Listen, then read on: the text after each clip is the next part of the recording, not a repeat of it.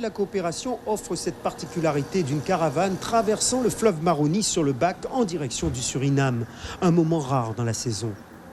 Mais au-delà de cela, il y a 144 km à parcourir d'Albina à Paramaribo, terme de ce Grand Prix. Dès les premiers kilomètres, le maillot jaune et ses coéquipiers sont vigilants. Surtout quand un cador comme Michael Laurent tente sa chance.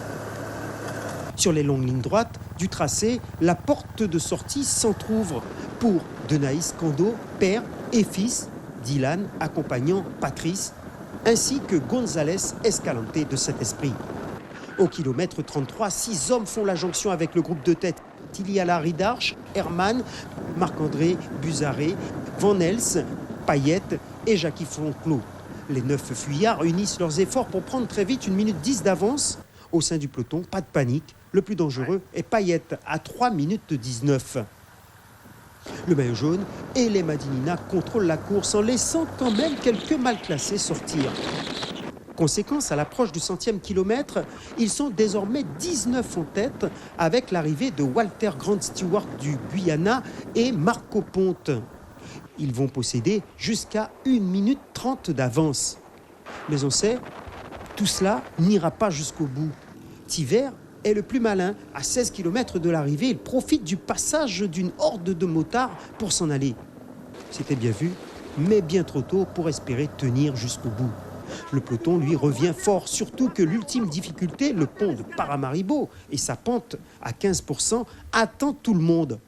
Ils ne sont plus que 2 à s'engager en tête, González Escalante et Myron Stanis. Le peloton est sur leurs talons. Un peloton cadenassé par les Madinina Bikers. Conséquence, personne ne fait la différence. Le général ne bougera pas. Quant à la victoire d'étape, elle revient à Michael Laurent. Il devance Vincent Lebel et James Orville. Sur le final, c'est vrai que je suis un finisseur, je peux sortir au bon moment. Au dernier kilomètre, j'ai pu sortir bien vissé et ça a donné une belle victoire pour le club UCS. Derrière ces garçons, en 4e position, Patrice Ringuet devance Roseau sur la ligne. Mais Roseau enlève cette 3e édition du Grand Prix de la coopération. Les 2 hommes ne se sont pas quittés de la journée. Je pense que ce n'était pas évident aujourd'hui, mais en tout cas, nous, le VCG, on a travaillé pour au moins garder notre place. On a tenté, ça n'a pas fonctionné.